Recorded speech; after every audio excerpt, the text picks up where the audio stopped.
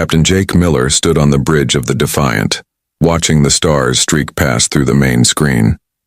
His ship was moving faster than light, jumping between solar systems like a stone skipping across water. The crew called it riding the quantum wave, but Jake just called it amazing. The Defiant was not like other ships in space. While most alien vessels looked smooth and perfect, the human ship looked rough and patched together. Pipes ran along the walls, exposed wires sparked sometimes, and the engines made strange noises that worried other species. But Jake loved his ship. She was tough, smart, and always found a way to keep going. "Captain," called Tom from the navigation station. "We're coming up on the Kepler 442 system.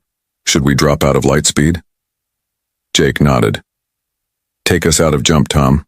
Let's see what's waiting for us." The stars stopped moving, and space became still again. In front of them was a yellow sun with several planets orbiting around it. The third planet looked green and blue.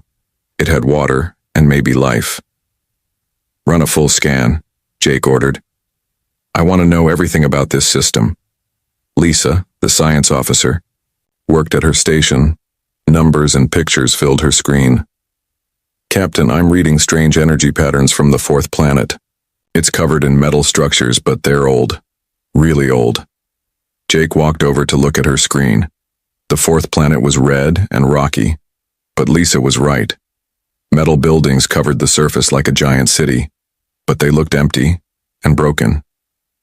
"Any life signs?" Jake asked. "None," Lisa replied, "but the technology is advanced, more advanced than anything we've seen before. This was why the Galactic Council called human ships dangerous. Other species followed rules. They asked permission before exploring new places. They waited for approval before studying unknown technology. But humans were curious. They saw something interesting and went to investigate." "Set course for the fourth planet," Jake ordered. "We're going to take a closer look." The Defiant moved toward the mysterious world. As they got closer, the metal structures became clearer. They were huge towers and bridges, all connected together like a giant web. But everything was dark and empty. "Captain," said Mike from the communication station, "I'm picking up a signal. It's weak, but it's definitely artificial." "Can you clean it up?" Jake asked. Mike worked for several minutes, adjusting dials and pressing buttons. Slowly, the signal became stronger. It was not words or music, it was numbers and patterns repeating over and over. "It's a warning," Lisa said suddenly. She had been studying the signal on her own screen.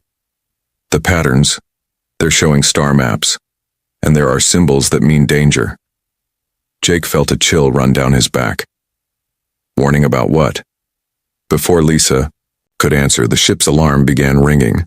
Red lights flashed on the bridge. "Captain," Tom shouted from his station. "3 ships just appeared on our sensors. They're big and they're moving fast toward us." Jake looked at the main screen. 3 massive ships were approaching. They were sleek and silver with no visible weapons, but they moved with purpose and speed. "Any idea who they are?" Jake asked. "Checking the database now," Mike replied. He worked quickly, comparing the ship designs to known alien species. "Got it. They're Keth Dominion vessels. And Captain, they're not here to say hello." Jake knew about the Keth. They were one of the most powerful species in the galaxy. They controlled hundreds of worlds and had rules for everything. They believed that order and control were the most important things in the universe. "Incoming transmission," Mike announced. "Put it on screen," Jake ordered. The main screen changed to show a tall, thin alien. Its skin was gray and smooth, and its eyes were large and black. When it spoke, its voice was cold and emotionless. "Human vessel, you are in violation of Galactic Council Protocol 447. You are exploring restricted space without proper authorization. You will cease your activities immediately and return to your home system." Jake stood up straight. "This is Captain Jake Miller of the Earth ship Defiant. We're conducting peaceful exploration in unclaimed space. We haven't violated any treaties." The alien's expression did not change. "Human activities are unpredictable and dangerous. Your species does not follow proper procedures. You investigate things that should be left alone. You ask questions that should not be asked. Since when is curiosity a crime? Jake replied. Since it threatens the stability of civilized space, the alien answered. You will depart immediately, or we will remove you by force. Jake looked around. His bridge. His crew was ready for whatever came next. Tom had his hand on the weapons controls. Lisa was recording everything for Earth's databases. Mike was monitoring the Keth ships for any signs of aggression. We're not leaving, Jake said, firmly. We have the right to explore free space. The alien was quiet for a moment. Then it spoke again. Human, you do not understand. Your species is young and reckless. You do not see the bigger picture. There are things in this universe that must be controlled. There are secrets that must be kept. Your people threaten that control. What secrets? Jake demanded. What are you so afraid of? The alien cut the transmission. The screen went black. Captain, Tom said urgently. The Keth ships are powering up their weapons. Jake sat back in his captain's chair. This was the moment that would change everything. He could order his ship to retreat, to follow the Keth demands and return to, Earth. It would be the safe choice, the smart choice, but that's not what humans did. Lisa, are you still recording the signal from the planet? Jake asked. Yes, Captain. I'm getting everything. Good. Send it all to Earth immediately. Include our location and what the Keth just told us. Transmission sent, Lisa confirmed. Jake turned to Tom. Charge the weapons and raise shields. If they want to fight, we'll give them one. The Defiant was smaller than the Keth ships, but it was fast and tough. Human engineering was different from alien technology. Where other species built ships to be perfect and efficient, humans built ships to survive and adapt. Captain, Mike said, I'm reading energy buildup on all 3 Keth vessels. They're about to fire. Jake gripped his chair arms. Tom, evasive maneuvers. Lisa, keep scanning that planet. Whatever secret they're protecting down there, we're going to find out what it is. The first Keth ship fired. A beam of bright blue. Energy shot toward the Defiant. Tom spun the ship hard to the left and the beam missed by a few hundred meters. Return fire, Jake ordered. The Defiant's weapons lit up space with red plasma bolts. They struck the lead Keth ship, causing its shields to flicker and spark. Direct hit, Tom reported. Their shields are down to 60%. But the other 2 Keth ships were firing now. The Defiant shook as energy beams hit its hull. Sparks flew from control panels, and the lights flickered. Shields down to 40%, Mike called out. Jake knew they couldn't win this fight, with firepower alone. The Keth had bigger ships and more weapons, but humans had something the Keth didn't understand. They were unpredictable. Lisa, what's the status on that planet signal? Still recording, Captain, but I'm getting something else now. The energy patterns are changing. It's like the planet is responding to our presence. Or to the battle, Jake realized. Tom, take us closer to the planet. Stay between us and the Keth ships. That's dangerous, Captain. If we get too close to those structures, do it, Jake ordered. The Defiant dove toward the mysterious world. The Keth ships followed, still firing. But as they got closer to the planet, something strange happened. The metal structures began to glow. Captain, Lisa said with excitement in her voice, the planet's technology is activating. It's like it's been waiting for someone to find it. Or waiting for the right circumstances, Jake said. He had a crazy idea. Tom, can you put us in orbit around the planet right above the largest structure? Yes, but the Keth will have a clear shot at us. That's what I'm counting on, Jake said with a grim smile. The Defiant dropped into low orbit. The Keth ships followed, positioning themselves to attack. But as they prepared to fire their final shots, the planet's ancient technology suddenly came fully online. A massive energy pulse erupted from the surface, washing over all 4 ships. The Keth vessels were caught completely off guard. Their weapons powered down, their engines stopped, and they began to drift helplessly in space. But the Defiant was still running. Human technology was chaotic and unpredictable, just like humans themselves. The ancient energy pulse couldn't shut down systems that didn't follow logical patterns. Now I understand, Jake said quietly. This isn't just about us being dangerous, it's about us being free. The planet below was sending a new signal now. Not a warning this time, but information. Data about the Keth Dominion, about their secret wars, about the species they had destroyed for being too unpredictable. Jake looked at his crew. They were all thinking the same thing. They had stumbled onto something big, something that could change the balance of power in the galaxy. But first they had to survive. Lisa, get all this data to Earth, everything we've learned about the Keth and this planet. Already on it, Captain. Jake stared at the disabled Keth ships. He knew they would recover soon, and when they did, they would be very angry. The Defiant had proven that humans were more than just dangerous. They were a threat to everything the Keth believed in. Tom, as soon as their systems come back online, we're going to have company. Get us ready to run. Where to, Captain? Jake smiled. Home. We need to warn Earth about what's coming. As the ancient technology's pulse faded, the Keth ships began to stir. Their engines sparked back to life, and their weapons started to charge again. But by then, the Defiant was already gone, jumping back into light speed and racing toward Earth with the most important message in human history. The Keth had called them dangerous. Now they were about to find out just how dangerous humans could really be. The Defiant had been running for 3 days. Jake Miller sat in his captain's chair watching the stars fly by on the main screen. His ship was fast, but the Keth were faster. They had been chasing him since the incident at the ancient planet. Captain, Tom called from the navigation station. The Keth ships are gaining on us. They'll be in weapons range in about an hour. Jake rubbed his tired eyes. His crew had been working around the clock trying to stay ahead of their pursuers, but the Keth had more ships now. What started as 3 vessels had become an entire fleet. How many are there? Jake asked. 15 ships, Lisa replied from her science station. All of them bigger than us, and Captain, they're not trying to capture us anymore. Their weapon signatures show full combat readiness. Jake understood what that meant. The Keth weren't planning to arrest them or force them to surrender. They wanted to destroy the Defiant and everyone on board. Any word from Earth? Jake asked Mike at communications. Nothing yet, Captain. The data package we sent should have reached them by now, but it's too far to receive a reply. Jake looked around his bridge. His crew was tired but determined. They had discovered something important about the Keth and now they were paying the price for it. But none of them regretted their choice to investigate. Captain, Tom said urgently, the Keth fleet just jumped to light speed. They're trying to get ahead of us. They want to cut us off, Jake realized. Lisa, scan for any nearby systems where we can hide. Lisa worked at her station, but after a few minutes she shook her head. There's nothing, Captain.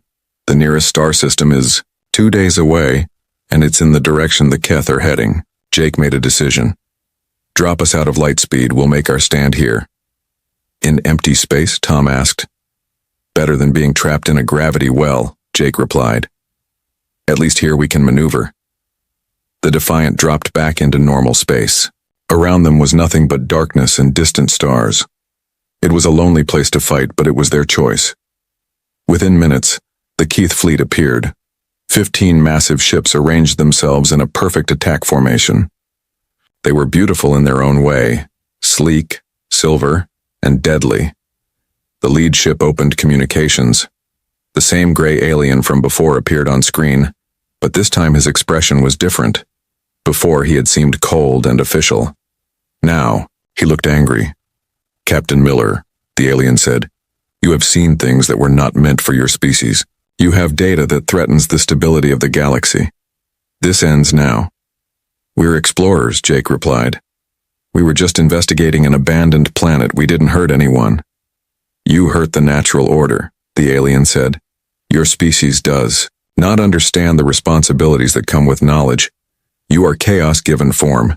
You cannot be allowed to spread your influence. What are you so afraid of? Jake demanded. What did we find on that planet that scares you so much? The alien was quiet for a moment. Then he spoke in a voice filled with certainty. Evidence of our mistakes. Proof that we are not as perfect as we claim to be. Your species would use this knowledge to challenge our authority. Maybe your authority needs to be challenged. Jake said. The alien cut the transmission. A moment later, all 15 Keth ships opened fire. The space around the Defiant lit up with deadly energy. Blue beams and plasma bolts filled the darkness. Jake's ship spun and twisted, trying to avoid the barrage. Shields down to 70%. Mike shouted over the noise of alarms. Return fire, Jake ordered. Target their lead ship. The Defiant's weapons blazed, sending red plasma bolts at the Keth formation. But one small ship against 15 large ones was not a fair fight. For every hit they scored, the Keth landed 10. Captain, Lisa yelled. Hull breach on deck 5. Emergency bulkheads are sealing, but we're losing atmosphere. Jake felt his ship shudder under the constant bombardment. The Keth weren't just trying to destroy them quickly.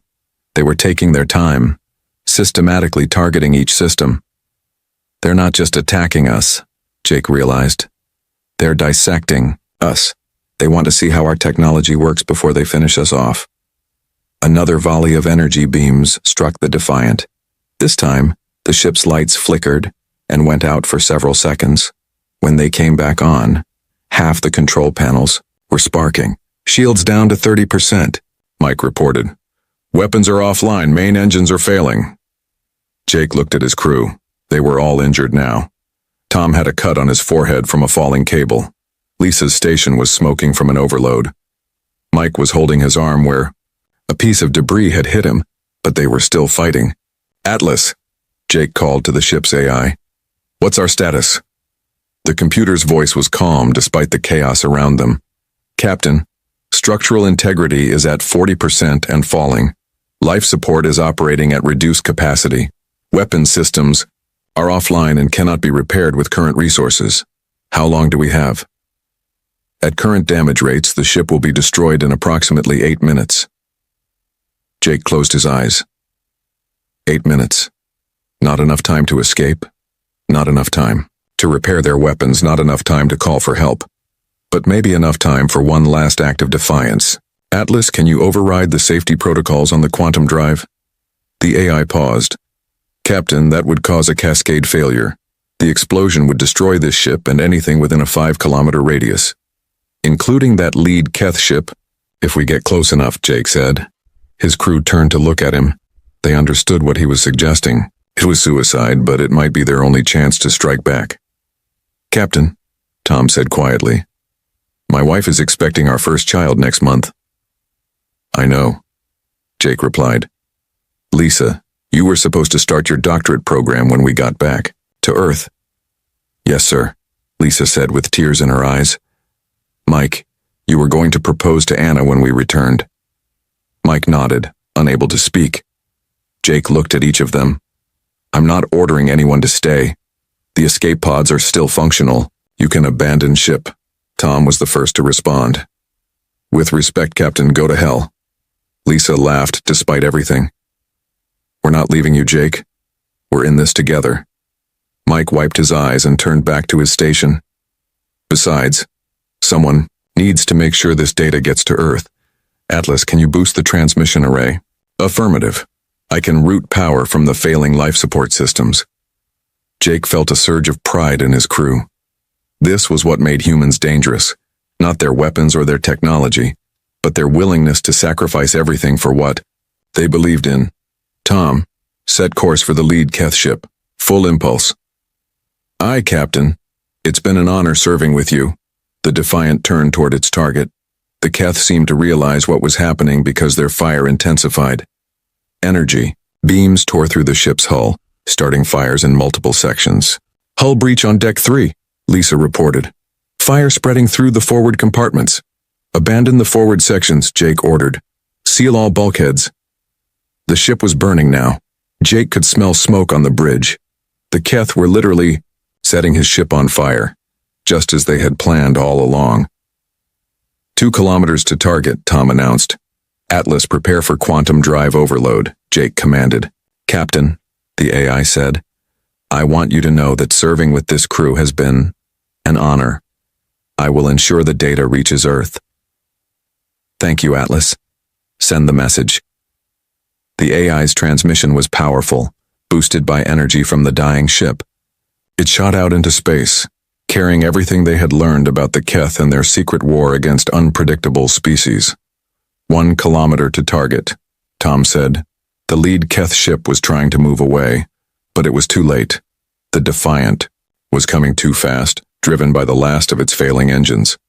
Atlas, execute quantum overload. Overload initiated, cascade failure in 5 seconds. Jake looked at his crew one more time. Tell me something good. Lisa smiled through her tears. The data transmission reached Earth. They know everything now. That's all we needed, Jake said. The Defiant struck the Keth ship just as its quantum drive exploded. The explosion was visible. From several light years away, a brilliant flash that lit up the darkness of space. When the light faded, both ships were gone. But the remaining Keth ships had a problem. Their flagship was destroyed, their admiral was dead, and somewhere in the darkness of space a human transmission was racing toward Earth. The Keth had won the battle, but they had no idea what was coming next. On Earth, the data package arrived at the Global Defense Network headquarters. Scientists and military officers gathered around screens, reading the final transmission from the Defiant. The message was clear. Humanity was not alone in the galaxy, and they had just made a very powerful enemy. But Jake Miller and his crew had done more than just deliver a warning. They had shown the Keth something terrifying, that humans would rather die fighting than live in fear. The Keth called them dangerous. Now they were about to learn just how dangerous a species could be when it had nothing left to lose. In the weeks that followed, the Keth would make their next move. They would target Jake's family, thinking that destroying his loved ones would send a message to Earth. They had no idea that this single act would wake up something in humanity that had been sleeping since they first reached for the stars. The age of human exploration was about to end. The age of human war was about to begin. High Admiral Vex of the Keth Dominion sat in his command chair, looking at the report from the destroyed human ship. The battle had cost them their flagship and nearly 200 crew members, but the threat was eliminated. The troublesome human vessel was nothing but space dust now. A minor inconvenience, Vex said to his second-in-command. One small ship causing so much trouble. Humans are even more chaotic than our report suggested. Commander Nix nodded in agreement. Should we send more ships to monitor the human home? System, Admiral? Vex waved a dismissive hand. Unnecessary. What can one primitive species do against the might of the Keth Dominion? We have eliminated thousands of species over the centuries. Humans are no different.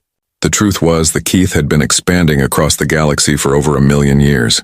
They had perfected the art of conquest through careful planning and overwhelming force. When they encountered a species that showed signs of being unpredictable or chaotic, they eliminated them quickly and efficiently. Humans were just the latest in a long line of species that had to be removed for the greater good of galactic order.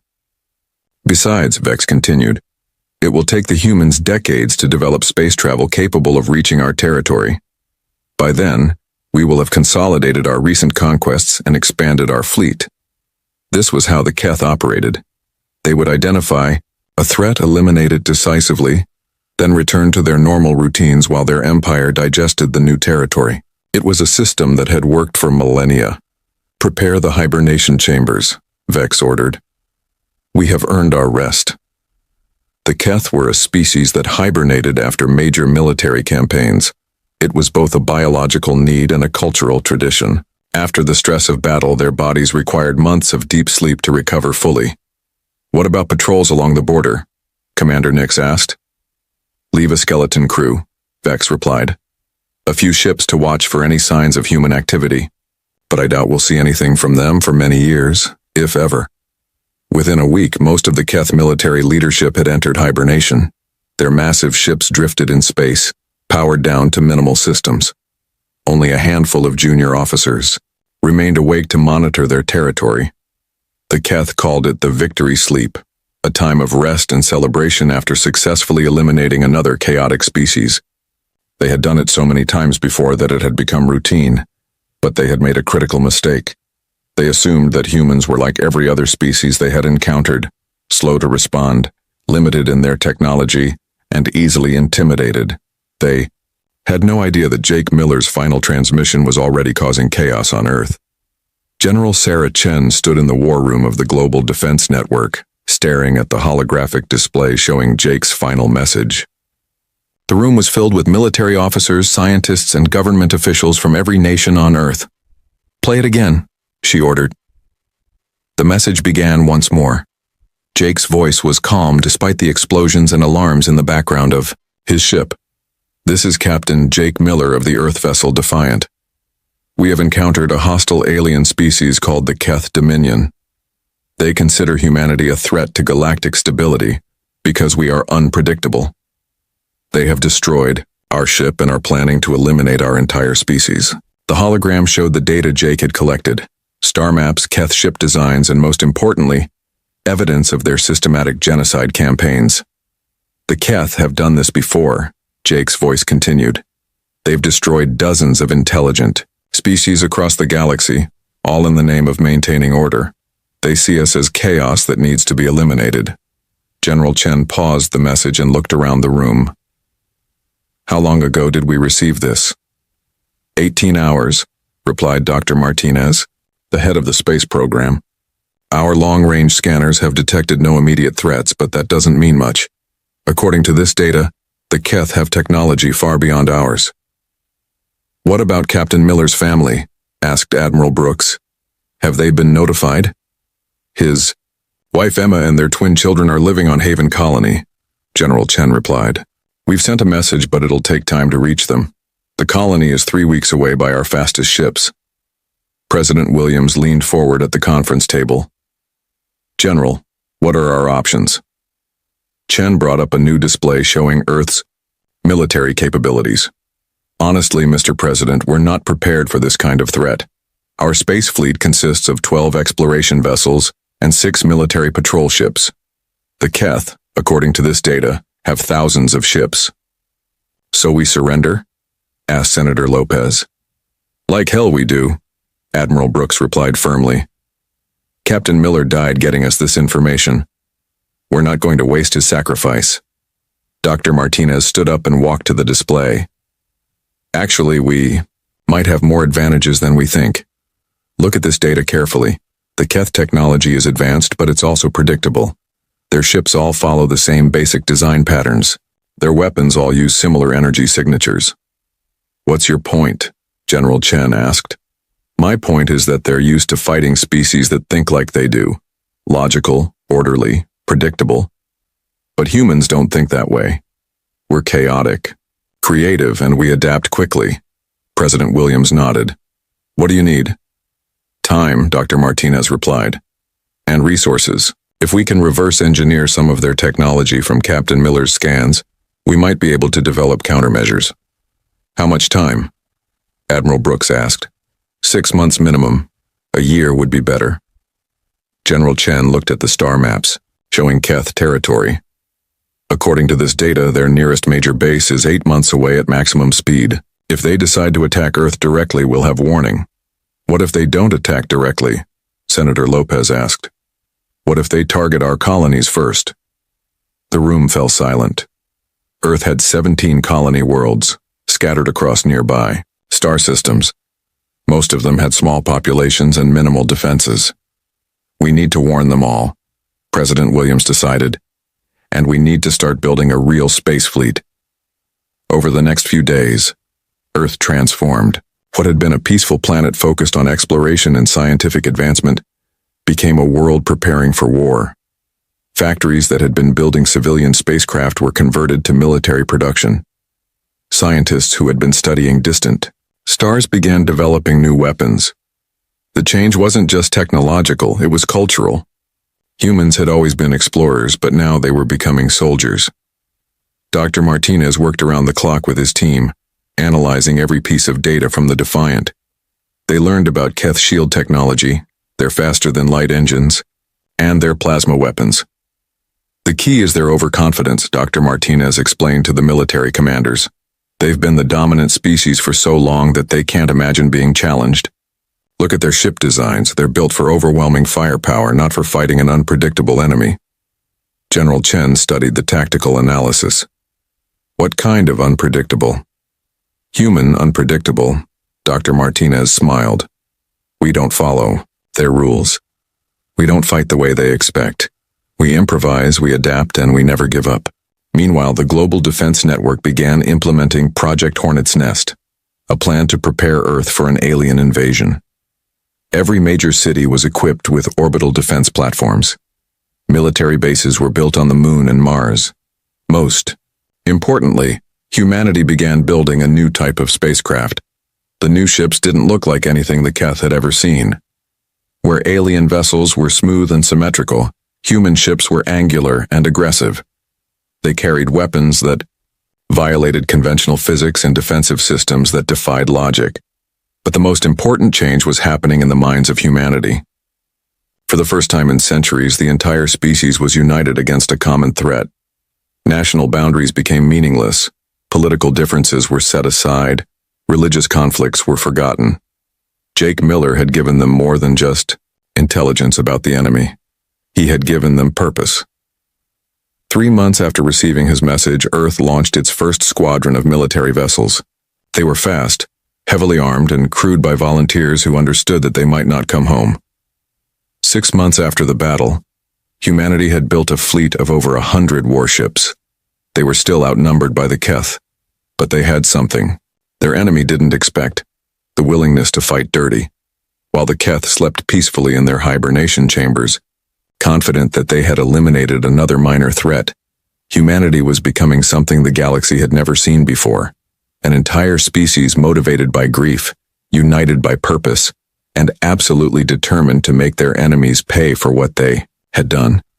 The Keth had called humans dangerous because they were unpredictable. They had no idea just how dangerous humans could become when they had nothing left to lose. Admiral Vex and his commanders continued their short nap, dreaming of past victories and future conquests. They assumed they had months, maybe years, before humanity could pose any real threat. They were wrong. The hornet's nest was stirring, and when it finally erupted, the Keth were going to discover what happened when you killed a human's family. Emma Miller stood in her garden on Haven Colony, watching her 8-year-old twins play among the flowers. The morning sun felt warm on her face, and she could hear the sounds of the small farming community waking up around her. It had been 7 months since Jake's ship had gone missing. 7 months since the last transmission from the Defiant. The official report said, "Lost in deep space exploration." But Emma knew her husband better than that. Jake would have found a way to send word if he was still alive. "Mom," called out Ben, her son. "Look what Anna found." Emma walked over to where her daughter was kneeling by the vegetable patch. Anna held up a small, colorful bug with delicate wings. "It's beautiful, sweetheart," Emma said, kneeling down beside them. "But we should let it go back to its family." Anna gently released the bug, watching it fly away. "Do you think Dad found bugs like this on other planets?" Emma's heart ached. She had tried to explain to the children that their father might not be coming home, but they still asked about him every day. "I'm sure he did," Emma replied. "Your father loved discovering new things." The peaceful moment was interrupted by a loud rumbling sound from the sky. Emma looked up to see 3 large silver ships descending through the clouds. They were unlike anything she had ever seen, sleek, metallic, and clearly not human in design. "Mom, what are those?" Ben asked, pointing at the ships. Emma felt a cold fear in her stomach. Haven Colony was far from Earth's main shipping routes. They rarely had visitors and never ships like these. "Children, go inside the house. Now," Emma said firmly. "But Mom—" "Now," she repeated, her voice sharp with urgency. The twins ran toward their small farmhouse while Emma watched the alien ships land in the field outside the colony. Other families were coming out of their homes, pointing and talking in confused voices. Mayor Davidson came running up to Emma. "Mrs. Miller, have you ever seen ships like that before?" "No," Emma replied. "But I have a bad feeling about this." A group of tall, gray-skinned aliens emerged from the ships. They moved with purpose, carrying strange weapons that glowed with blue energy. The leader was taller than the others, with large black eyes that seemed to take in everything at once. "Citizens of this human settlement," the alien announced in a cold, mechanical voice. "We are the Keth Dominion. We are looking for the family of Captain Jake Miller. Emma's blood went cold. Somehow these aliens knew Jake's name. I don't know who you're talking about, Mayor Davidson said, stepping forward.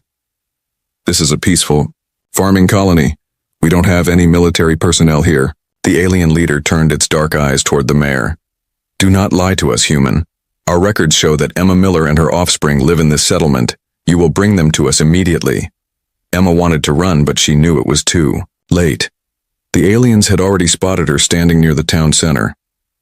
There, one of the aliens said, pointing at Emma. That is the female from our records. The leader walked toward Emma with slow, deliberate steps. You are Emma Miller, maid of Captain Jake Miller. Yes, Emma said, lifting her chin defiantly. What do you want? Your mate was a fool, the alien replied. He interfered with Keth operations. He stole classified information. He destroyed one of our ships. Emma felt a surge of pride mixed with grief.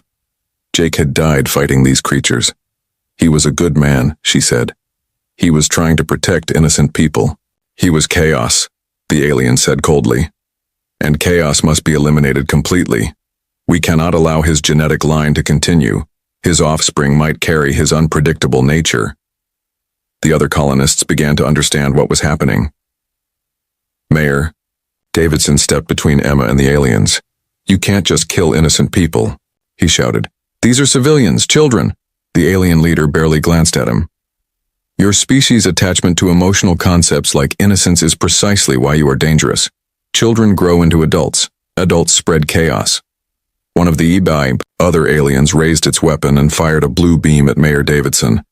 He screamed once and then collapsed, his body smoking. The colonists began to panic. Some ran toward their homes, others tried to hide behind buildings, but the Keth had positioned their forces strategically. There was nowhere to run. Bring the offspring, the leader commanded. 2 aliens moved toward Emma's house. She tried to run after them, but another alien grabbed her arm with crushing strength. Ben, Anna, Emma screamed. Hide, run. But it was too late. The aliens dragged her children out of the house. Ben was crying, and Anna was trying to be brave, but Emma could see the terror in her daughter's eyes. Please, Emma begged. They're just children. They haven't done anything wrong. They carry Jake Miller's genetic code, the alien leader said matter-of-factly. That makes them potentially dangerous. The Keth Dominion does not take chances with chaos. Emma struggled against the alien holding her, but its grip was like iron. What do you want from us? Nothing, the leader replied. This is not about obtaining something. This is about sending a message. The alien raised a small device and began speaking into it. Emma realized with horror that it was recording. Citizens of Earth, the alien said to the device. This is what happens to those who oppose the Keth Dominion. Your Captain Jake Miller thought he could defy galactic order. He was wrong. Now his genetic line pays the price. The alien gestured to its soldiers. Begin the demonstration. What happened next would haunt the galaxy for generations. The Keith didn't just kill Emma and her children quickly. They made it slow, methodical, and visible to the recording device. They wanted Earth to see exactly what happened to families of humans who dared to resist.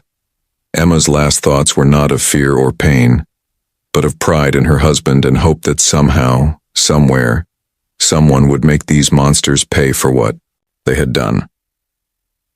When the Keth finished with the Miller family, they turned their weapons on the rest of the colony. Over 300 innocent farmers, teachers, and children were killed in what the Keth called a cleansing operation. The entire massacre was recorded and broadcast across Keth space as a warning to other species. The message was clear. This is what happens when you challenge the natural order. But the Keth made a critical error. Their broadcast was designed to be transmitted only within their own territory. But human intelligence networks had been quietly monitoring Keth communications for months. The signal was intercepted by a listening post on Proxima Station. General Chen was in a strategy meeting. When the emergency alert came through, the holographic display in the war room suddenly activated, showing the horrific recording from Haven Colony. The room fell silent as they watched Emma Miller's final moments. Hardened military officers who had seen combat across the galaxy found themselves unable to speak. When the recording ended, the silence stretched for nearly a minute. "How long ago did this happen?" General Chen asked quietly. 6 hours, replied Lieutenant Torres, his voice barely a whisper. "The signal just reached us." Admiral Brooks stood up slowly, his face pale with rage. "Those bastards. They didn't just kill soldiers. They murdered children." "This changes everything," President Williams said over the communication link from Earth. "The Keth aren't just conquerors, they're genocidal monsters." Dr. Martinez was staring at the tactical display showing the location of Haven Colony. "They're not just trying to eliminate military threats, they're trying to wipe out human genetics entirely." General Chen looked around the room at her officers. She saw the same expression on every face, cold, calculating fury. "Gentlemen," she said calmly, "I believe our plans have just changed." "What do you mean?" Admiral Brooks asked. "I mean, we're not just defending ourselves anymore," Chen replied. "We're going to wipe the Keth Dominion off the face of the galaxy."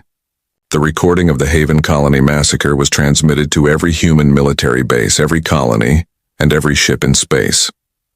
Within hours, it had been seen by every human being in existence. The reaction was immediate and universal. Humans across the galaxy stopped what they were doing and enlisted in the military. Pacifist colonies that had never had armies began building weapons. Scientists abandoned their research to work on military projects. But most importantly, the massacre had awakened something primal in the human species. For the first time in their history, every human being shared the same goal: complete and total revenge. The Keth had wanted to send a message about what happened to chaotic species who opposed them. The message was received. Now, humanity was going to send a message of their own. Admiral Vex and his officers were still sleeping peacefully in their hibernation chambers, unaware that their demonstration had just turned a defensive species into an offensive one. They had thought that killing Jake Miller's family would break human spirit. Instead, they had just guaranteed their own extinction. The age of Keth dominance was about to end. The age of human fury was about to begin. High Admiral Vex woke from his hibernation to the sound of alarms screaming throughout his flagship. His body felt heavy and slow as he climbed out of the sleeping chamber, but his mind quickly became alert when he saw the panic on his bridge. "Report," Vex commanded as he took his command chair. Commander Nix rushed to his side, his gray face pale with fear. "Admiral, we're under attack. Multiple human fleets have appeared simultaneously across 17 of our systems." Vex stared at his subordinate in disbelief. "That's impossible. The humans don't have the technology for coordinated multi-system attacks."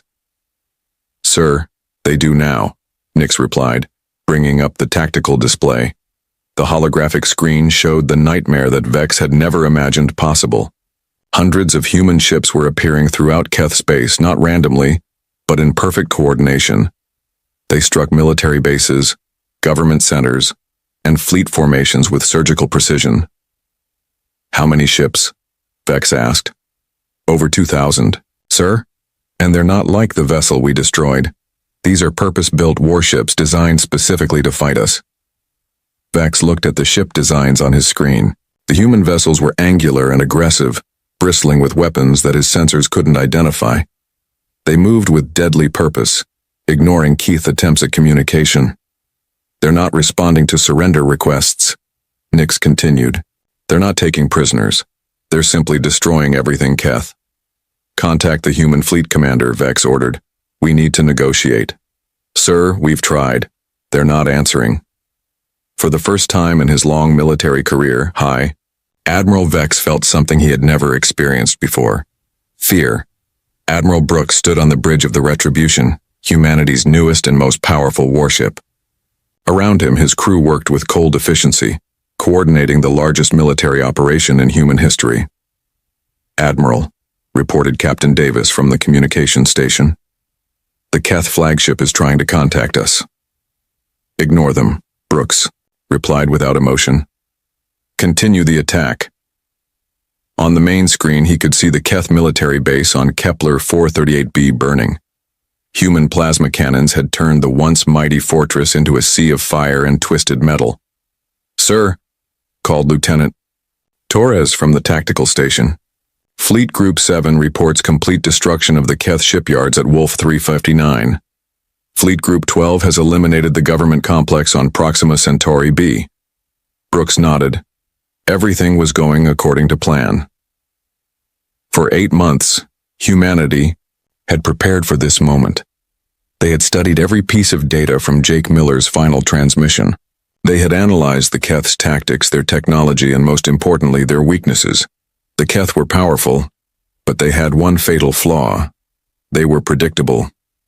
Admiral, Dr. Martinez's voice came through the communication system. From Earth. Our intelligence teams have confirmed the locations of all major Keth hibernation facilities. The majority of their leadership is still sleeping. Perfect, Brooks replied. Continue with Phase 2. Across 17 star systems, human fleets moved with deadly precision. They didn't fight like other species the Keth had encountered. There were no formal declarations of war, no attempts at negotiation, no mercy for the defeated. The humans fought like a species with nothing left to lose. Commander Zek woke to find his hibernation chamber filled with smoke. Emergency lights flashed red throughout the facility, and he could hear explosions echoing through the corridors. He stumbled out of his chamber and found chaos. Other Keth officers were awakening in panic, confused and disoriented. The hibernation facility, which had been considered the safest place in Keth space, was under attack. What's happening? Zek asked a passing technician. Humans, sir. They've found all our sleeping facilities. They're destroying everything. Zek ran to the nearest command center and found a scene of utter devastation on the monitors. Human ships surrounded their facility, methodically destroying every defensive system. But what horrified him most was the efficiency of the attack. The humans weren't acting out of blind rage. They were surgical, precise, and absolutely ruthless. Sir, called out one of the technicians, they're broadcasting something. The main screen activated, showing a human female in military uniform. Behind her, Zek could see the bridge of a human warship. This is General Chen of the Earth Defense Force, the human said. Citizens of the galaxy, today you witness the end of the Keth Dominion. For too long, this species has terrorized the universe, destroying entire civilizations in the name of order. The screen split to show images from across Keth space.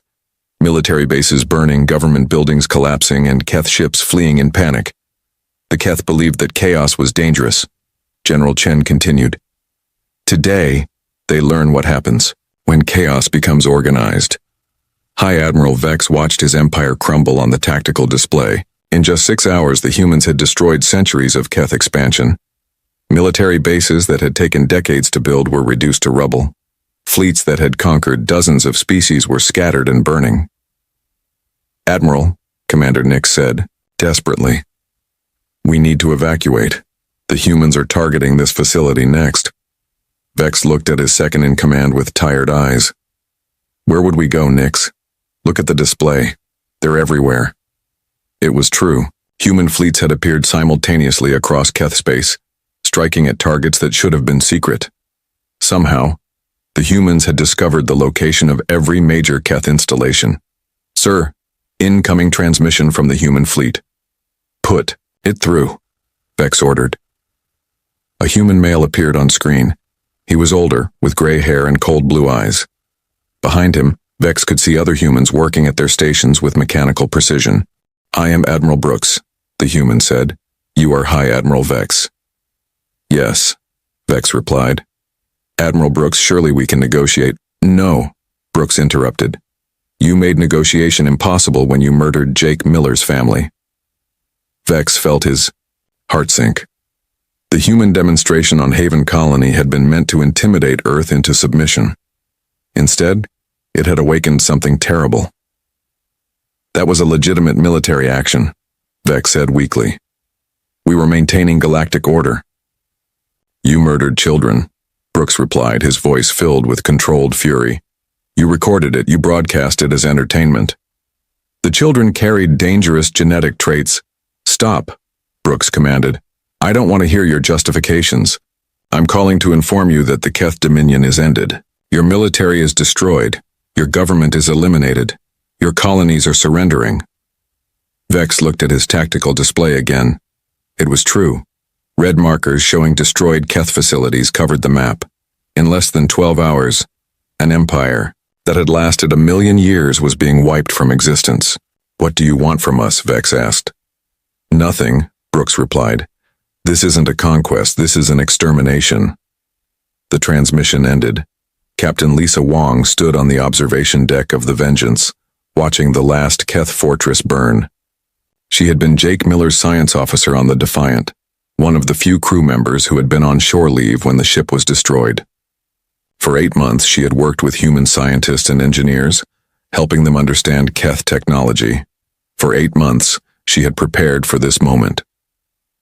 "Captain," her communications officer called out, "we're receiving surrender transmissions from 17 Keth colonies." "Ignore them," Lisa replied. "Continue the bombardment." "Ma'am, they're civilians, families with children." Lisa turned to look at her officer. "Did the Keth consider that when they murdered Emma Miller and her twins?" The communications officer fell silent. Lisa turned back to watch the fortress burn. She thought about Jake, about his wife and children, about all the species the Keth had destroyed over the millennia. "The Keth called us dangerous because we were unpredictable," she said to her crew. Today, they learned the difference between dangerous and deadly. The war, if it could be called that, lasted exactly 43 hours. When it was over, the Keth Dominion no longer existed. Their military was destroyed, their government was eliminated, and their surviving population was scattered across the galaxy as refugees. Humanity had revealed technologies that no one knew they possessed. Weapons that could destroy planets, ships that could travel faster than anything in known space, and most terrifyingly, the ability to coordinate massive military operations across multiple star systems with perfect timing. But the most shocking revelation was not technological, it was psychological. Humans had shown the galaxy what happened when a peaceful species was pushed too far. General Chen stood before the Galactic Council, addressing representatives from hundreds of species. Many of them looked at her with fear, others with respect. "The Keth Dominion proclaimed that chaos was dangerous to galactic stability," she said. "They were wrong. What's dangerous to galactic stability is the systematic murder of innocent families." She activated a holographic display showing the destroyed Keth Empire. "Humanity is returning to our policy of peaceful exploration. We will continue to discover new worlds, make new friends, and push the boundaries of knowledge. But let this be a warning to any species that considers threatening our families." The display changed to show images of human fleets returning to their home systems. "We are explorers and scientists. We are teachers and farmers. We are peaceful by nature," General Chen continued. "But we remember our dead." She looked directly at the assembled alien representatives. Jake Miller died protecting this galaxy from a genocidal empire. Emma Miller and her children died because they carried his name. Today the Keth Dominion died because they forgot that. Sometimes the most dangerous predator is the one that appears harmless. The council chamber was silent. "Humanity returns to exploration," General Chen concluded. "We hope to meet you as friends. We suggest you ensure that we never meet you as enemies." As the human delegation left the council chambers, Ambassador Troll of the Vegan Confederacy turned to his aide. "Make a note," he said quietly. "Never, under any circumstances, harm a human's family." "Yes, sir," the aide replied. "Should I mark that as a suggestion or a law?" Troll watched the human ships disappear into hyperspace. "Mark it as a law of nature," he said. Throughout the galaxy, the message was clear. Humanity had proven that they were not just dangerous when they were chaotic. They were absolutely lethal when they were organized. The age of human exploration had begun again. But now, every species in the galaxy knew exactly what happened to those who threatened the explorers' families. Jake Miller and his crew had been avenged. Emma Miller and her children would be remembered. And the Keth Dominion would serve as a permanent reminder of what happened when someone made the mistake of awakening humanity's fury. The stars shimmered in the viewport as Commander Zrelic studied the holographic display. His scaled fingers traced the path of the signal that had caught the attention of the Voratian hunting fleet. The signal was weak but distinct, carrying the unmistakable patterns of an emerging civilization. "Interesting," Zrelic murmured. His amber eyes narrowed as he zoomed in on the small blue planet, a water world, teeming with life. The door to the command chamber slid open. Sub-Commander Krex entered and bowed his head slightly, the traditional gesture of respect among the Voratians. "The High Council has assembled, Commander. They await your assessment." Zrelic nodded. The Voratians had hunted intelligent species across 3 galaxies for millennia. Each new discovery was treated with careful consideration. Some species made worthy prey, offering challenge and honor in the hunt. Others were too primitive or too advanced, either unsporting to hunt or too dangerous to engage. "Tell them I have made my decision. This species shows promise." Later, standing before the High Council, Zrelic presented his findings. The large chamber was dimly lit, with 7 elder Voratians seated on raised platforms. Their bodies were adorned with trophies from countless hunts, bones, teeth, and other remnants of prey from across the stars. "The species calls themselves humans," Zrelic explained. "They have basic space travel capabilities but remain confined to their solar system. Their technology is primitive compared to ours, but they show unusual adaptability and resourcefulness." Elder Vox, the oldest of the council members, leaned forward. "You believe they are worthy of the hunt?" "I do," Zrelic replied confidently. "I request permission to leave a small expedition to conduct an initial assessment." The council members exchanged glances, then Elder Vox nodded slowly. "Permission granted, but remember the ancient code. We hunt for honor, not mere slaughter. Assess them properly before deciding their fate." Thousands of light years away, Lieutenant Jack Murphy stared at the radar screen aboard the U.S. Defender.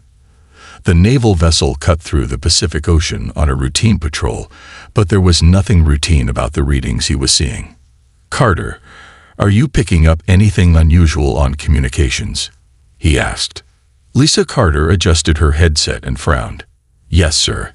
I'm detecting some kind of pattern I've never seen before. It's not matching any known signal type in our database." Murphy glanced at the night sky. It was clear, with stars visible above the dark ocean waves. Something about it felt different tonight, as if the universe itself was holding its breath. "Log it, and send the data to headquarters. Might be some new type of satellite interference," he said, though he didn't quite believe it himself. At that moment, the radar screen flickered. 3 small objects appeared in Earth's upper atmosphere, moving at impossible speeds before disappearing from detection. "Did you see that?" Murphy asked, pointing at the screen. "Yes, sir," the radar operator replied, his voice tense. "Whatever they weren't ours. Too fast, too small, and the trajectory was all wrong." Murphy's radio crackled to life. "US Defender, this is Pacific Command. We're tracking multiple anomalous atmospheric entries, all ships on alert status. Continue monitoring and report any visual confirmation." "Copy that." "Command," Murphy responded, feeling a chill run down his spine despite the warm night air. At NASA's Deep Space Monitoring Station in New Mexico, Dr. Alan Wright rushed into the control room. Technicians huddled around computer screens displaying strange data patterns. "What are we looking at?" Wright asked, adjusting his glasses. "Sir, we're picking up signals unlike anything we've recorded before," a young technician explained. "They began approximately 43 minutes ago. The pattern suggests artificial origin, definitely not natural cosmic noise." Wright studied the readouts, his forehead creasing with concern. "Are we transmitting this to the Pentagon?" "Yes, sir. They're assembling a team to analyze it now." Wright nodded, but his attention remained fixed on the screens. After 20 years of searching the stars for signs of other life, his scientific curiosity was overwhelmed by a more primal feeling. Fear, Somewhere in the Rocky Mountains, 3 small objects gently landed in a remote valley. Their surfaces shifted and blended with the surrounding environment, becoming nearly invisible. Inside, Voratian hunters prepared their observation equipment. The assessment of humanity as potential prey had begun. Dawn broke over the Rocky Mountains, painting the sky in shades of orange and pink. Within a hidden cave system, transformed by Voratian technology into an observation post, 3 aliens reviewed their first day of data on humans. Puzzling creatures, said Krex, scrolling through images of cities, farms, and military bases they had captured from orbit. Physically weak compared to other prey we've hunted. No natural armor, no claws, limited sensory capabilities. Zrellik studied footage of human military training exercises, yet they dominate their planet. Every other species here lives by their mercy or exists in the shrinking spaces they haven't claimed. The third hunter, Thraz, added, their technology is primitive but inventive. They compensate for their physical limitations with tools. Zrellik made a decision. We need direct observation. Let's collect a few specimens from isolated areas. Study their reactions to fear and pain. Krex looked eager. Classification. Tier 3 prey, Zrellik decided. Worthy of hunting, but not particularly challenging. The High Council will be pleased. Lieutenant Jack Murphy stood at attention in a conference room at the Pentagon. 5 days had passed since the strange readings on the U.S. Defender. Now he faced a panel of senior military officers and scientists. At ease, Lieutenant, said General Frank Harris. Your patrol recorded the best data on the atmospheric anomalies. Tell us what you saw. Murphy described the events as clearly as he could. When he finished, a woman in civilian clothes stepped forward. Lieutenant, I'm Dr. Karen Ellis, cynobiologist. Did you notice any pattern to the object's movements? Yes, Mom. They moved with purpose, not like meteors or space debris. They changed direction twice before disappearing from our radar. Dr. Ellis nodded. That matches other reports. We believe Earth is being observed. The room fell silent for a moment. General Harris spoke next. Lieutenant Murphy, we're forming a special task force to investigate. Your experience makes you valuable. You're being reassigned, effective immediately. A week later, Murphy sat in a classified facility in Nevada, reviewing global reports of strange occurrences with Dr. Ellis. 3 hikers missing in Montana, Ellis said, placing a photo on the table. Park rangers found their campsite untouched except for this. The photo showed a strange iridescent substance on a tree trunk. Similar to residue found at 2 other sites, she continued. Chemical analysis shows elements not on our periodic table. Murphy frowned. You really think it's aliens? The evidence points that way. Whatever they are, they're studying us, like scientists observing animals before deciding how to interact with them, or hunters scouting prey, Murphy said quietly. In the mountains, Zrellik examined the human they had captured. The man was unconscious, strapped to an examination table inside their hidden base. Fascinating circulatory system, Zrellik noted, as a scanner displayed the human's internal structure. Inefficient but resilient. Krex appeared disappointed. This specimen offered little challenge. It surrendered to fear quickly. One sample isn't enough to judge a species, Zrellik reminded him. Their history shows surprising violence and endurance for such fragile creatures. The scanner completed its work. Dispose of this one and acquire 2 more specimens. Different genders, different age groups. We need comprehensive data. Krex looked eager. The hunting party is ready. There's a research outpost in a place they call Alaska. Isolated. Small group. Perfect for our needs. Zrellik considered this, then nodded. Proceed. But remember, this is still assessment phase. We're gathering information, not starting the full hunt. Of course, Commander, Krex said, though his eyes gleamed with anticipation. Dr. Alan Wright stared at satellite images of the Rocky Mountains. 3 weeks of searching had revealed nothing obvious, but thermal imaging showed an unusual cold spot in a remote valley. Too perfectly cold, as if something was absorbing all heat in that area. Wright picked up a secure phone. "General Harris, I think I found something, but you're not going to like it." At the same time, inside a secure room at the Pentagon, Dr. Ellis presented her findings to a group of grim-faced officials. "The pattern is clear," she said.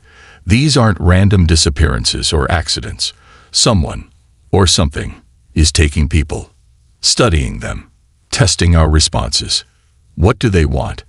asked a senior official. Ellis met his gaze steadily. "Based on the pattern of their activities and the types of individuals targeted, they're assessing our capabilities, like hunters sizing up potential prey." Snow fell heavily outside the Alaska Research Station. Inside, the team of 12 scientists and support staff went about their evening routines. They were studying climate change effects on the local ecosystem, isolated from the nearest town by 60 miles of wilderness. Paul Davis, the station chief, checked the weather radar one last time before bed. The storm would continue through the night. He was about to shut down his computer when an unusual alert appeared on his screen. The perimeter sensors were registering movement, but not from any recognized wildlife pattern. Davis frowned and switched to the external cameras. At first, he saw only swirling snow. Then, a shadow moved, too tall, too fluid to be a bear or moose. He reached for the radio. "Security check, all personnel. We may have visitors."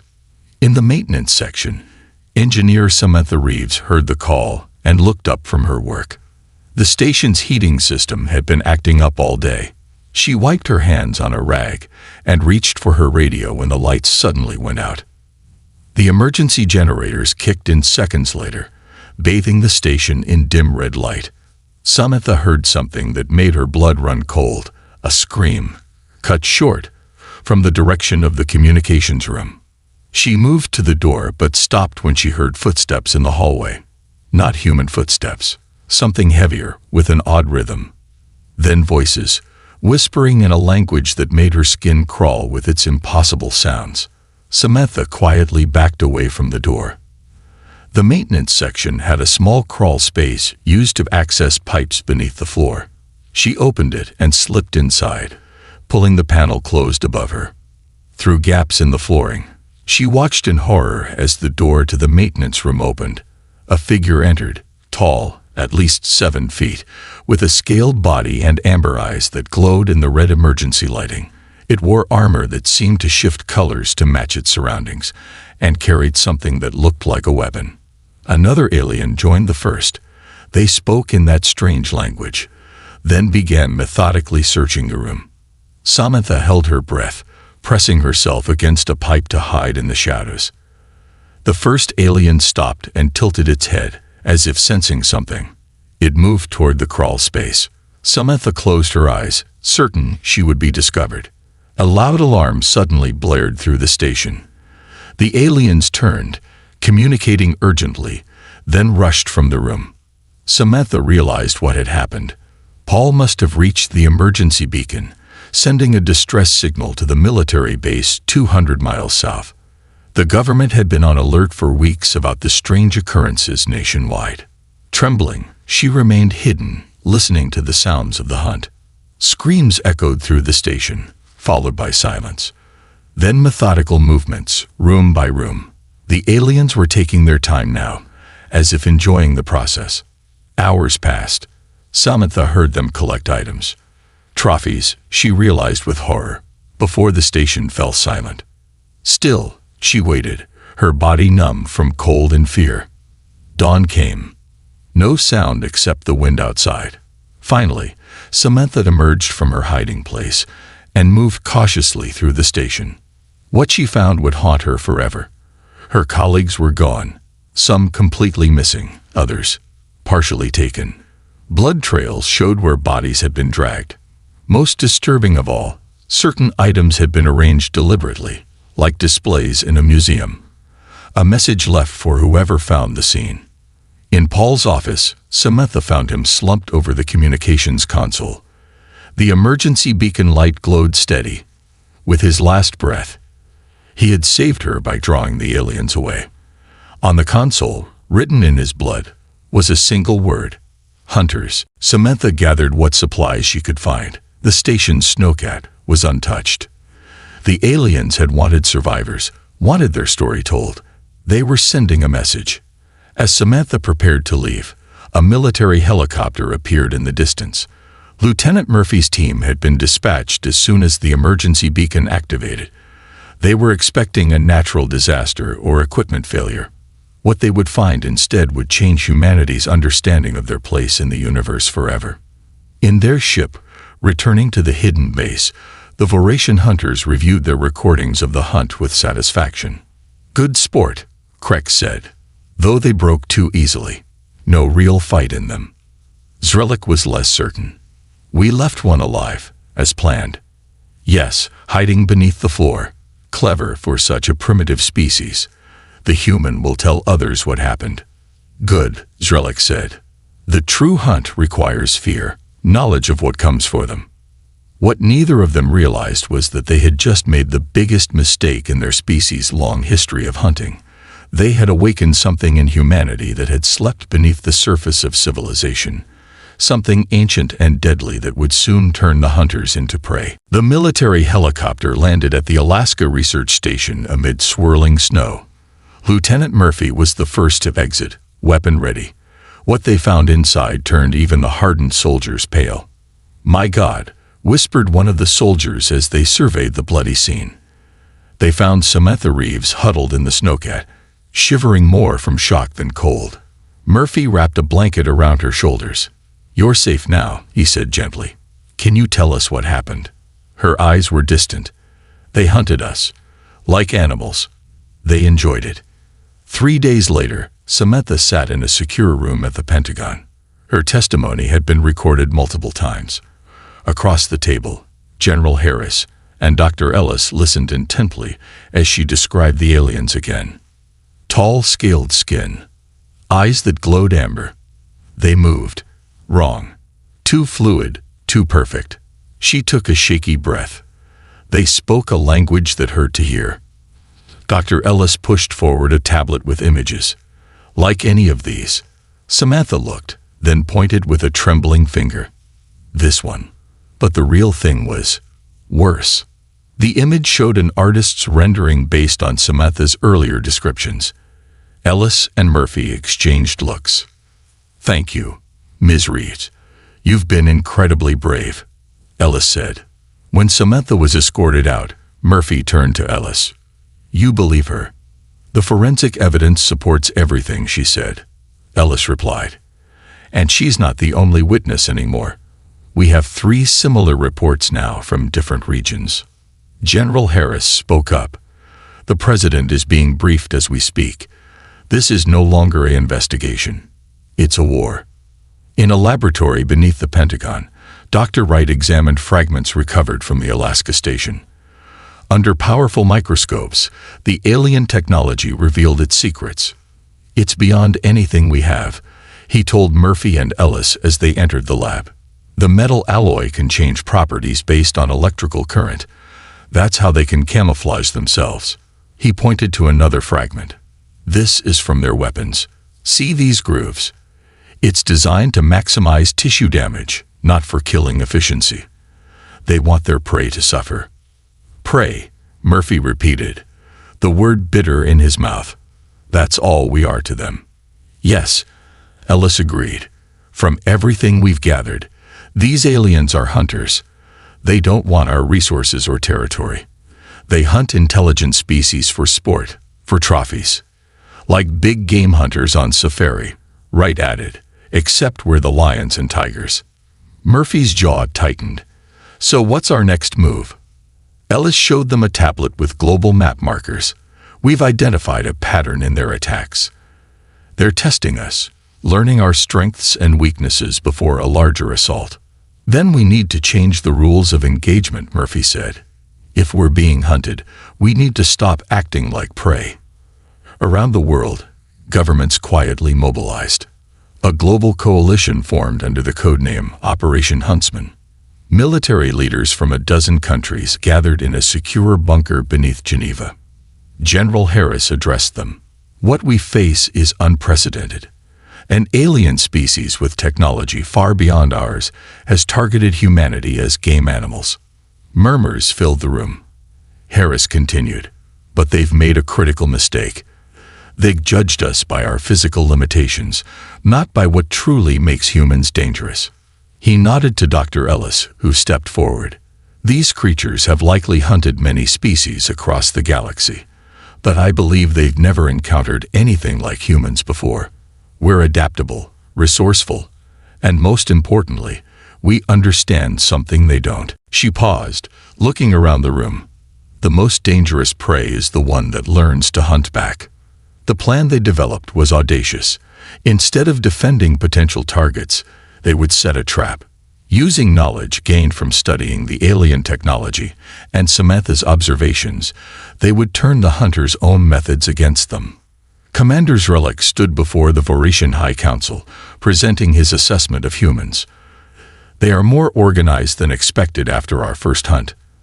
Their global communication allows rapid response to threats." Elder Vox leaned forward. "But they remain suitable prey." "Absolutely," Zrelik confirmed. "They possess curiosity and courage, which will make the hunt more satisfying. Their technology is primitive, their bodies weak. They have no natural weapons." "Then proceed to the next phase," Elder Vox ordered. "Begin selective hunts across their planet. Test their adaptability. Identify their strongest specimens for the final hunt." As Zrelik bowed and left the council chamber, he couldn't explain the faint unease he felt. Something about these humans bothered him. Their eyes held an intelligence that went beyond other prey species. When cornered, they didn't just show fear, they showed calculation. Still, he dismissed his concerns. Humans were just another prey species to add to the Voratians' long list of conquests. How dangerous could they possibly be? Lieutenant Murphy stood before the Operation Huntsman leadership team. The room was silent as he presented his plan. "We need to stop thinking defensively," he said, pointing to the tactical display. "These aliens see us as prey. They expect us to run, to hide, to defend. We need to do the opposite." General Harris frowned. "You're suggesting we hunt the hunters?" "Exactly, sir." Murphy moved to the next slide, showing a remote research facility in the Yukon. "We set up a target they can't resist. Staff it with special forces disguised as scientists. When they come for an easy hunt, we spring our trap." Dr. Ellis nodded slowly. "Psychologically, it makes sense. They won't expect prey to become predators."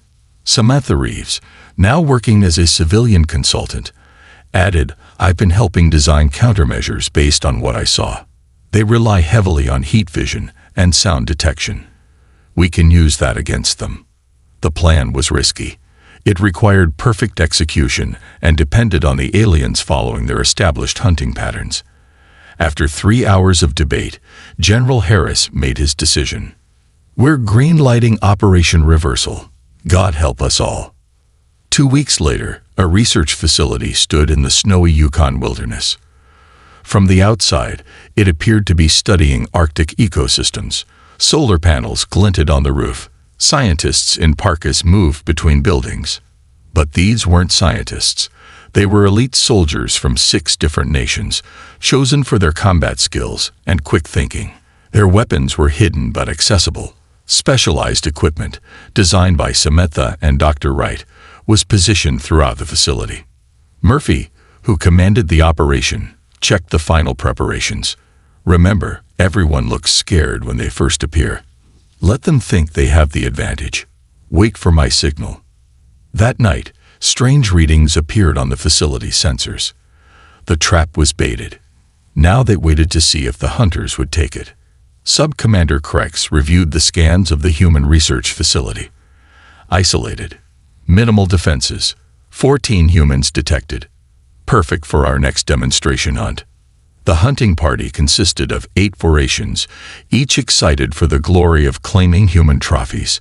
They had studied the results from previous hunts and felt confident.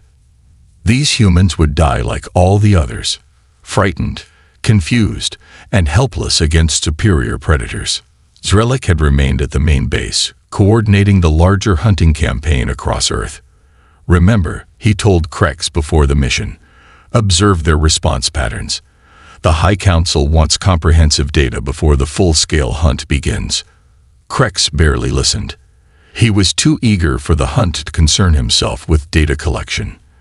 That night, the Voratian hunters approached the facility, their camouflage technology rendering them nearly invisible against the snowy landscape. They disabled the external communication system first, cutting the facility off from the outside world. Then, following their usual strategy, they triggered a power failure. Emergency lights came on inside, casting red shadows through the windows. The hunters watched, anticipating the familiar patterns of fear. Inside, Murphy gave the order to execute their plan. Remember your training. Make it look good. Scientists ran through hallways, shouting in apparent panic. The Voratians entered the facility, spreading out to track individual humans. Everything was proceeding as they expected, until it wasn't.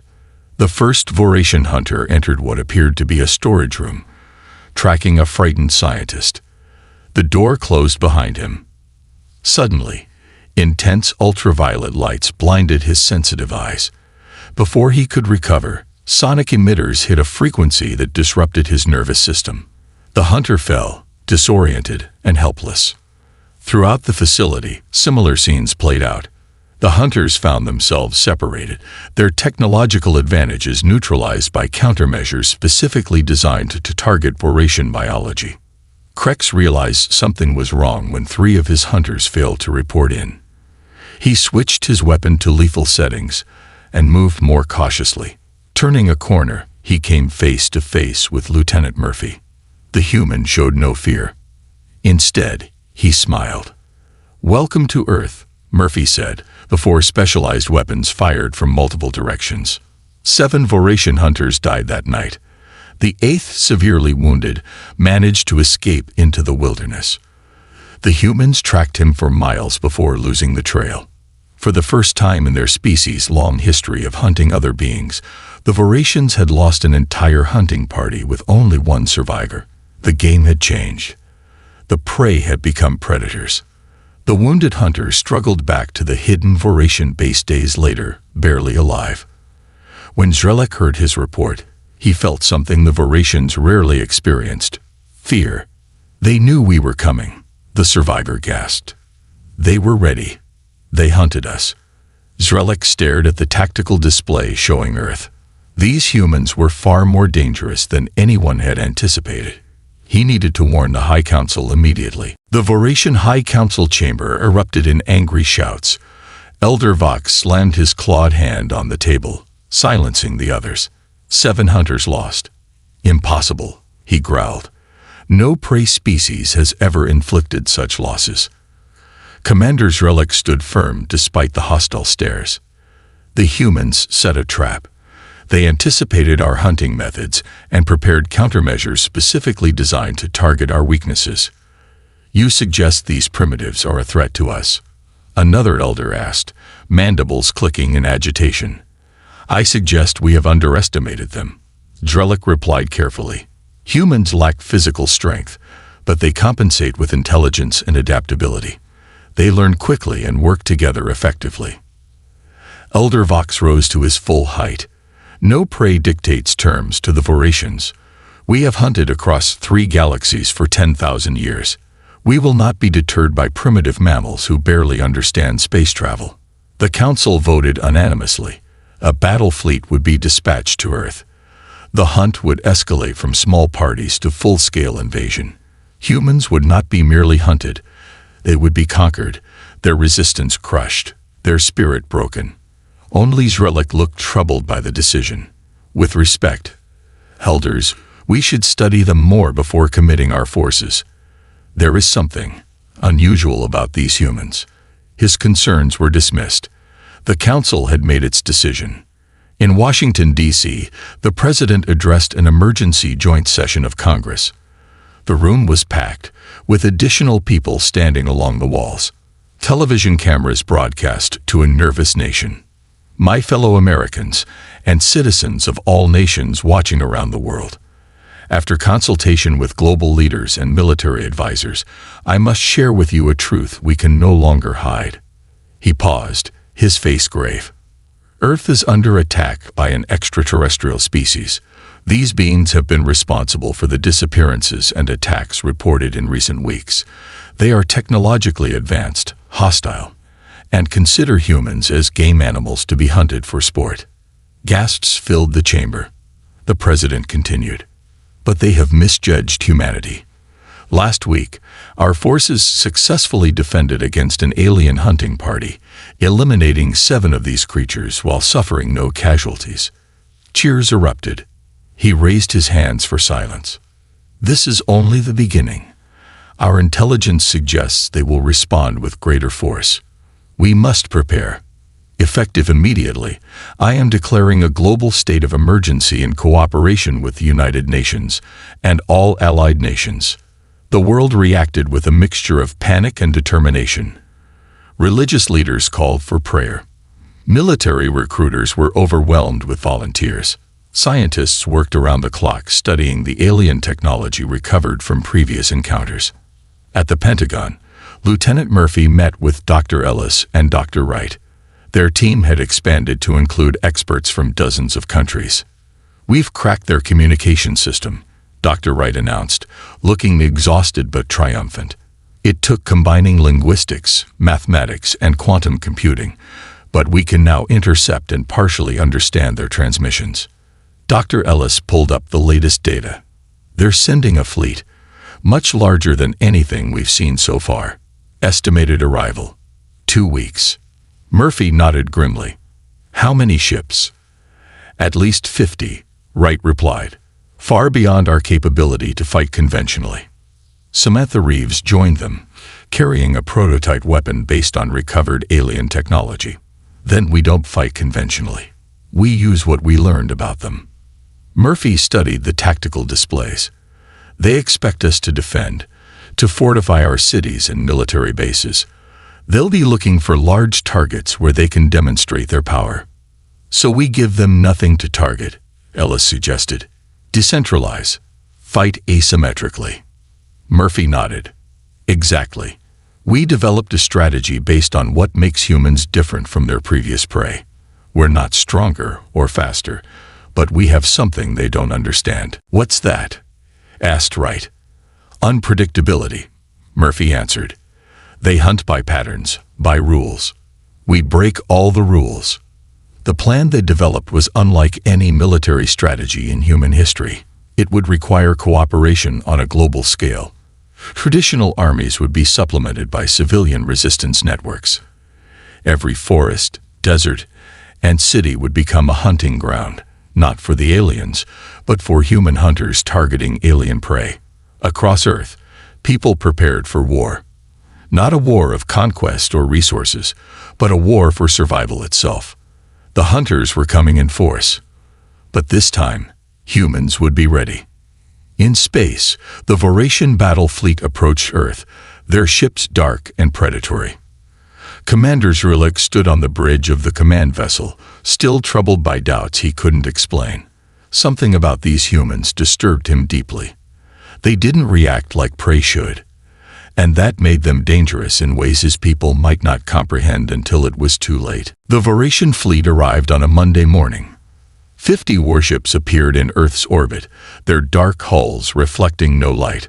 Smaller craft detached from the main vessels and descended toward major cities across the globe. Commander Zrelik addressed his hunters from the command ship. Remember, this is not just a hunt. It is a demonstration of power. The humans have shown unusual resistance. We must break their will completely. On screens throughout the ship, images of Earth appeared.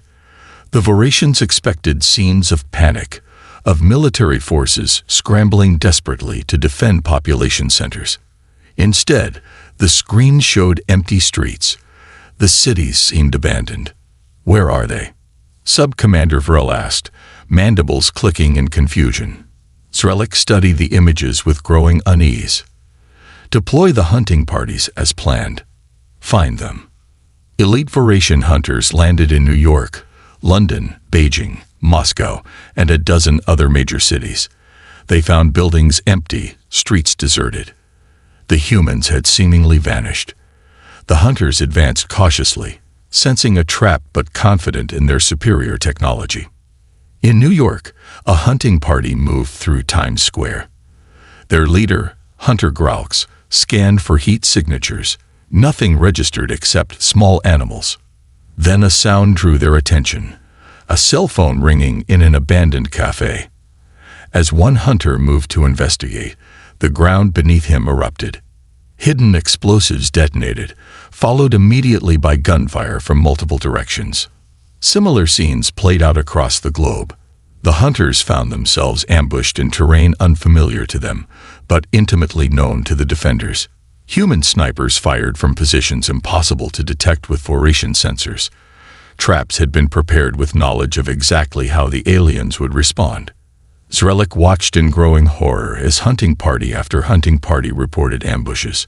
Casualties mounted rapidly. The humans were not fighting like prey animals. They were fighting like predators, with patience, coordination, and ruthless efficiency. They're using our own tactics against us, Zrelik realized aloud. They studied how we hunt. On the surface, Lieutenant Murphy coordinated resistance forces in North America from a mobile command center deep in the Appalachian Mountains.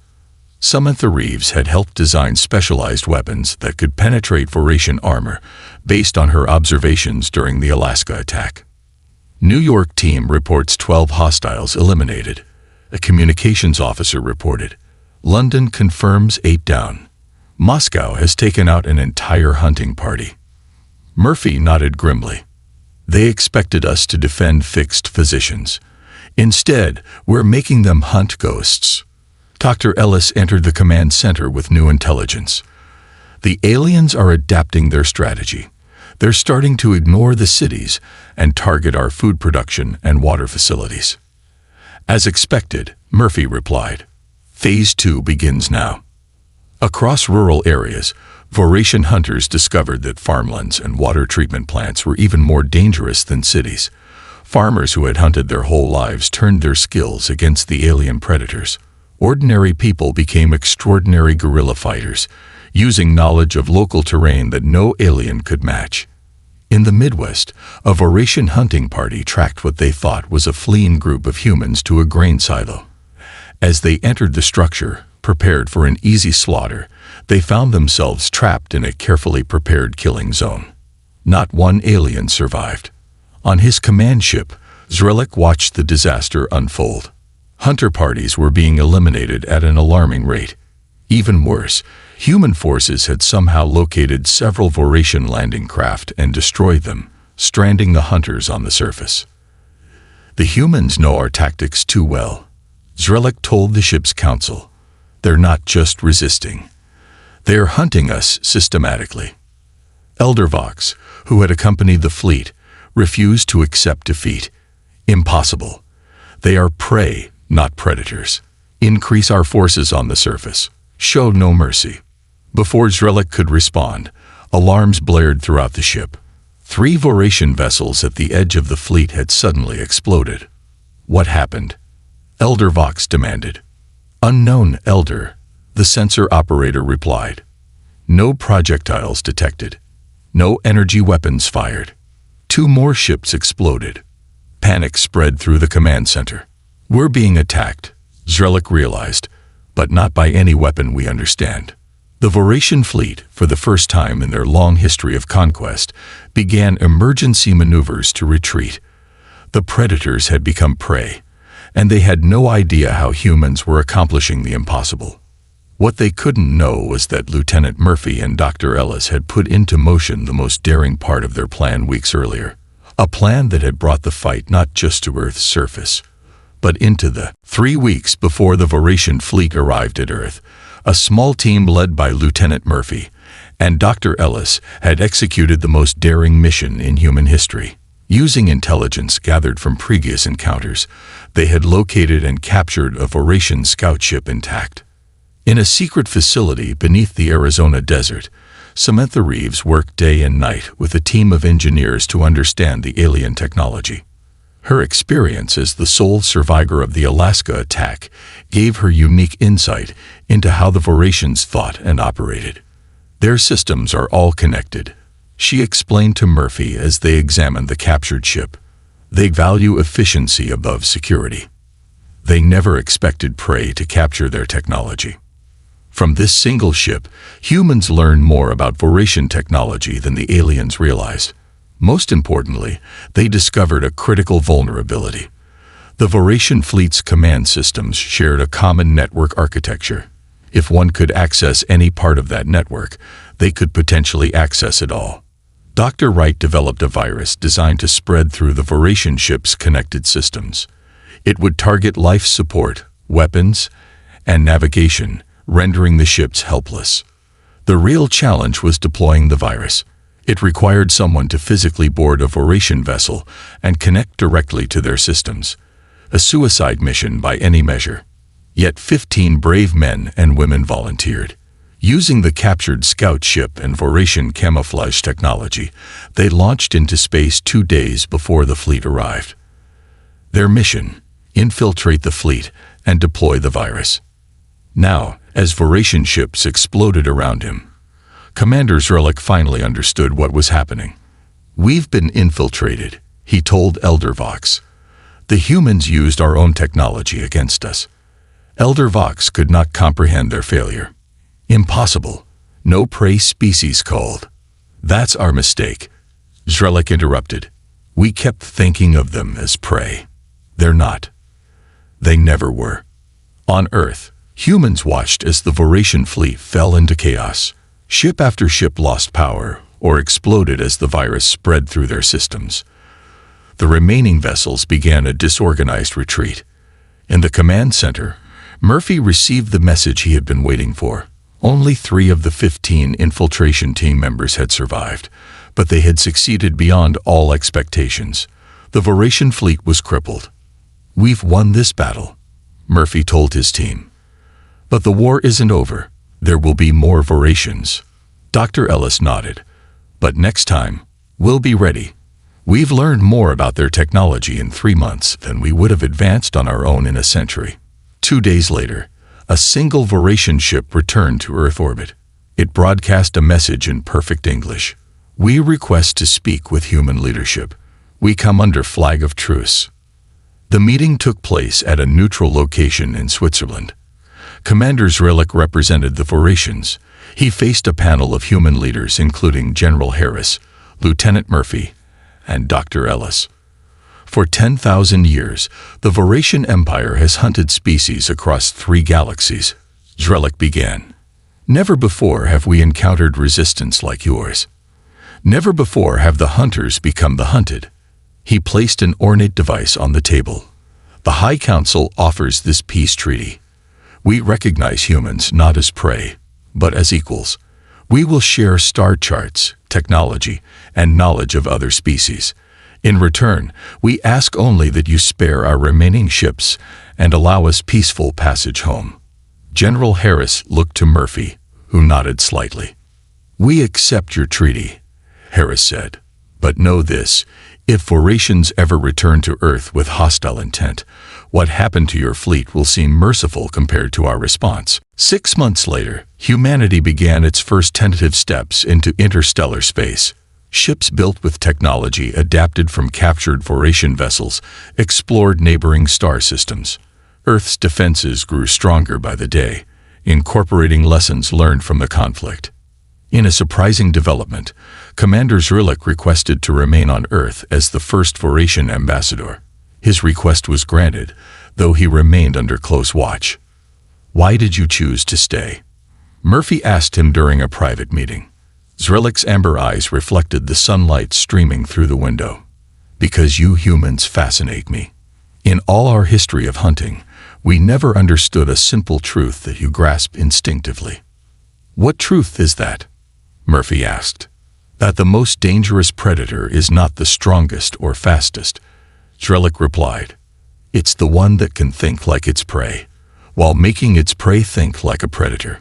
Humans mastered that art. You turned our strength against us. I wish to learn from you. As humanity expanded to the stars, their reputation spread quickly. The species that had defeated the mighty Voratian hunters was not to be trifled with.